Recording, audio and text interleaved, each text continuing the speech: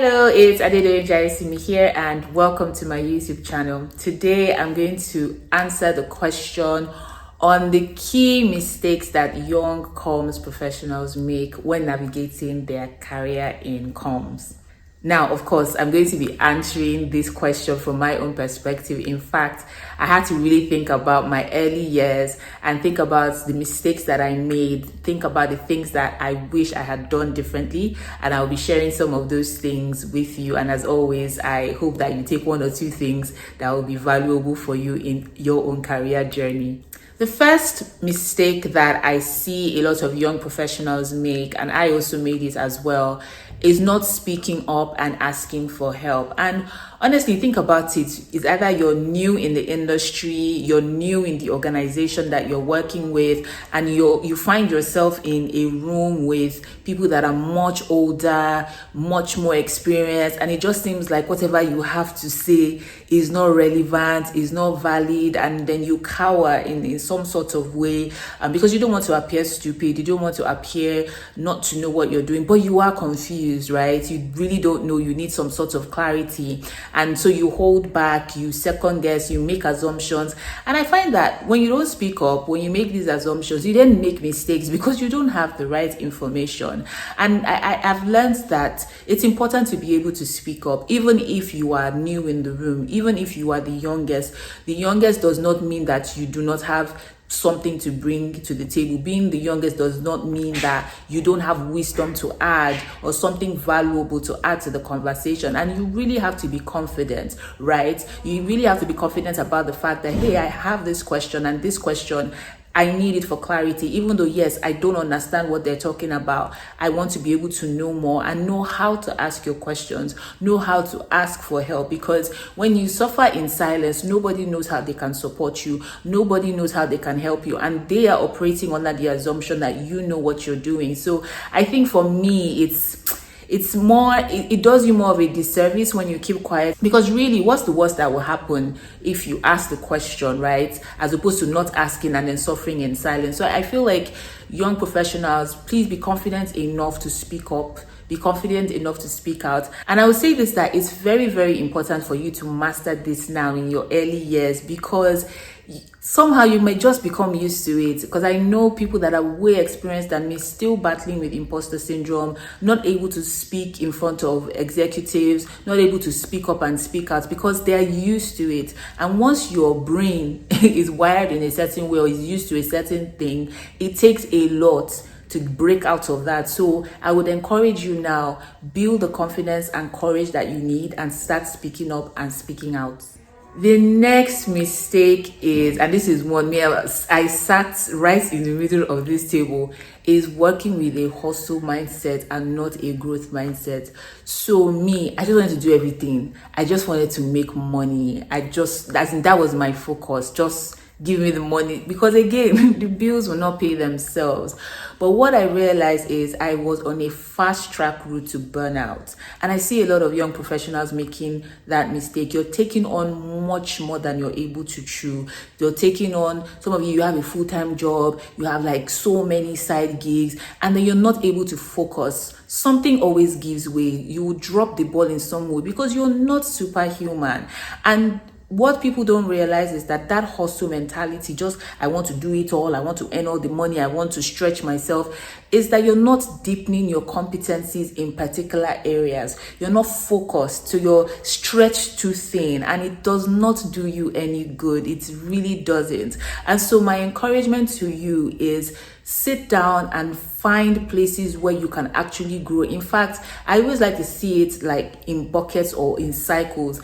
The early years of your career, if you can spend that time to master certain skills and abilities, you lay the foundation for increased growth or increased remuneration or an ability to expand into certain opportunities later on in your career. Because there's some things that if you don't master now, if you do not learn it, there are certain possibilities and opportunities that may not easily open up to you down the line. So use these early years to just focus on your growth, focus on honing your skills and your expertise. And then later on, you'll find that your skills are specialized, are highly sought after, that you don't need to now do 10 different briefs so that you can pay your bills in 1 month. Amen.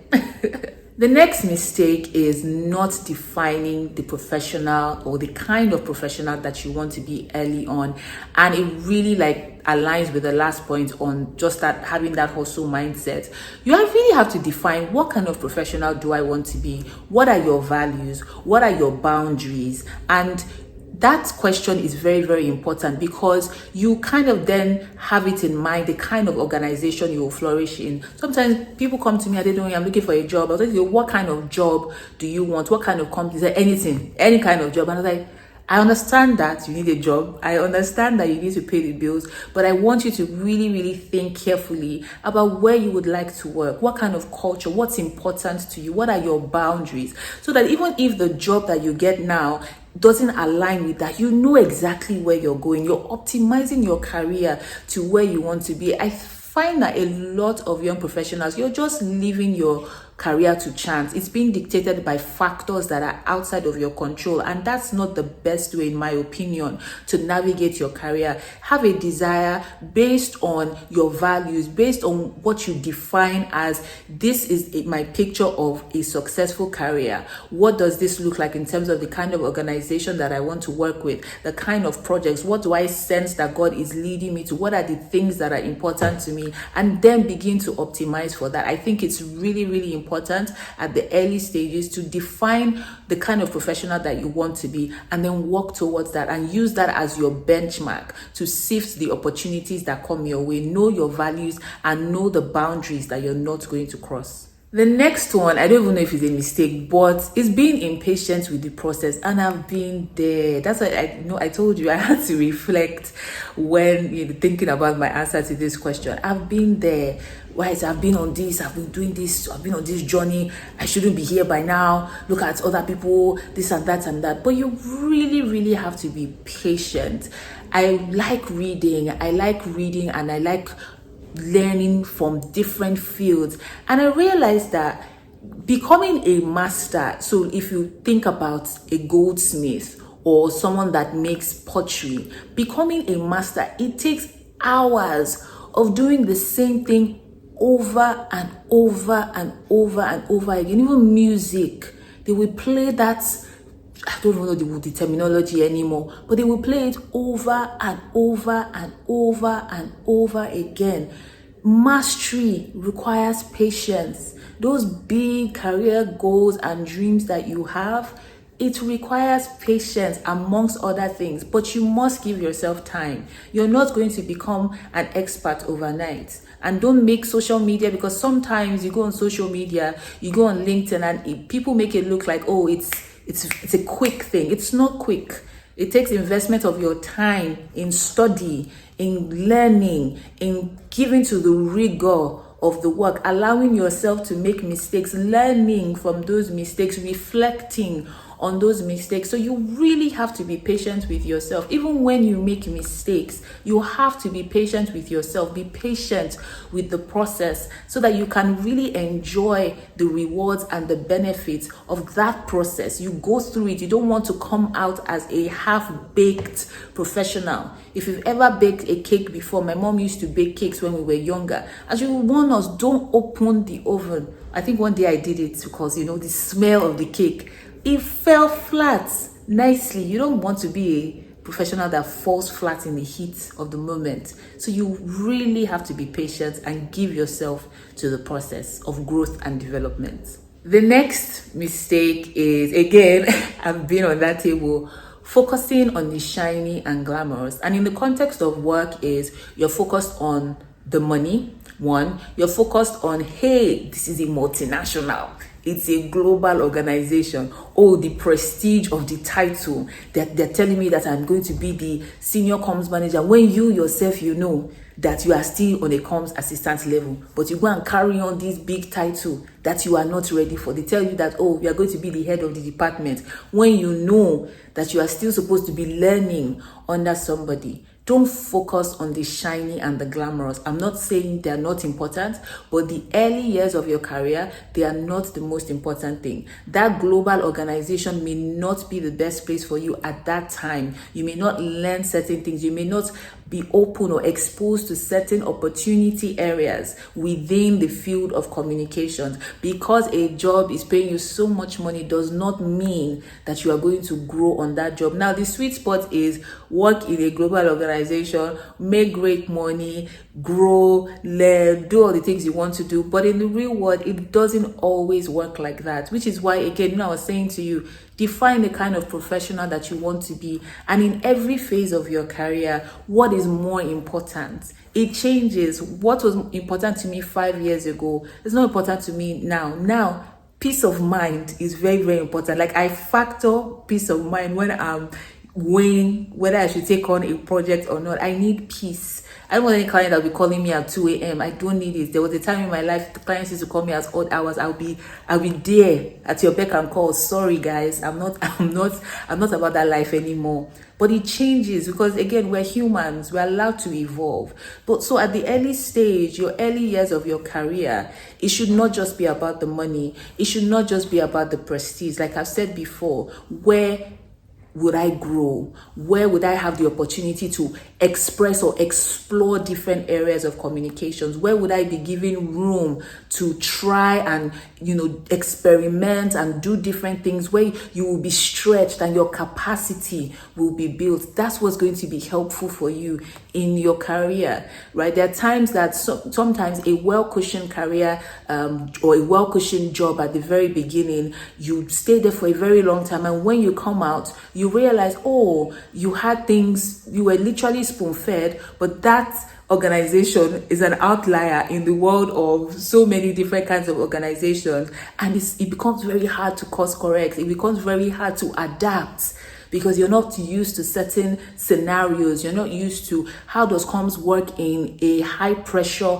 environment? How does comms work in an environment that's not so structured? Or how does comms work within a bureaucratic system? You don't have that exposure to it. So please don't just be focused on the shiny and the glamorous. Think about what exactly is most important for where you are now and where you eventually want to get to.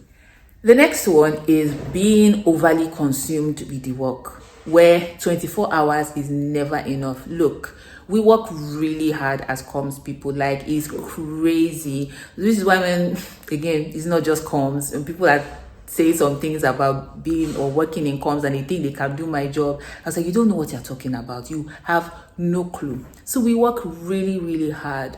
But something that I wish I had started earlier in my career was to just have breaks, like literal breaks, where I could focus on other things except the work. I was working around the clock, hardly sleeping, working on Sunday. I used to take my laptop everywhere. I was always on, always connected. My stress levels, look, it was just not the best.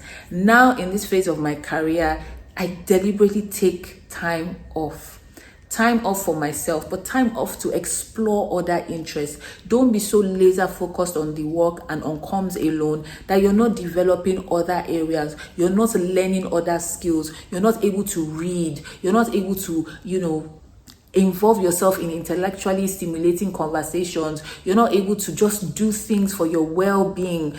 Yeah, and I know in the early years of your career, you have limited control in that area, but I've also found that you can negotiate some of these things. And if you've watched my videos long enough, you know I would always encourage you, start with results and negotiate with results. There are some things that should be non-negotiables. Can you have your Sunday off where you can use it for yourself? If you like music, go and watch the orchestra. If you like traveling, go to somewhere, go and watch a movie, read a book that is outside of comms, learn about, go for a business conference, for example. But don't be just so laser focused that is only comms, only your comms work within your organization. What it will mean is that you will become outdated very quickly because things within the industry is moving so rapidly. So you have to be in tune, but most importantly, your well-being is very, very important. If not, you will find that you will just be getting burnt out over and over again.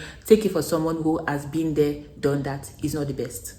And finally, this is a bonus point, and I guess it also ties into what I've already shared previously. It's comparing and focusing on somebody else's path and somebody else's journey. And I guess it's very, very difficult as human beings, there's always that tendency to want to compare. Oh, me and this person, we graduated together, we started together, they're already doing this. You're seeing them on LinkedIn, happy to announce, seeing them traveling around the world on Instagram. But you have to realize that that person is not you. You are not that person. You have a different career path. You have a different trajectory. And so even when you're learning from those who have gone ahead, you're trying to learn from me, please recognize that your path may possibly be way different from my own path.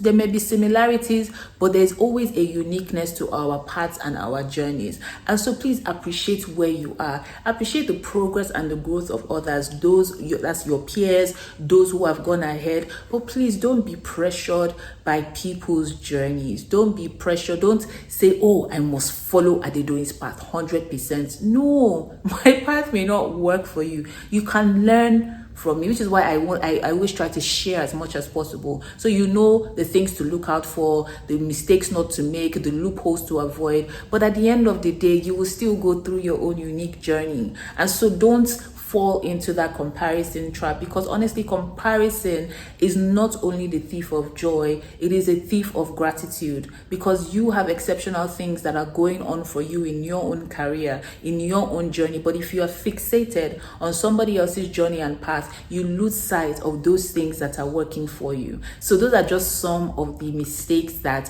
I feel like young communications professionals make. And if I can just wrap this up with this final point, please, please, please never give up. Never give up. Believe in yourself. Believe in the validity of your dreams and go for it. Don't focus on, hey, they say comes is this, oh, that. What exactly do you want? What dreams has God placed in your heart? Believe it. Apply yourself to learning. Apply yourself to developing your competencies, developing your skills, but don't lose hope. Don't lose faith. And I really believe that things will work out well for you in your career journey. So thank you so much for watching. I hope that was valuable for you. Bye.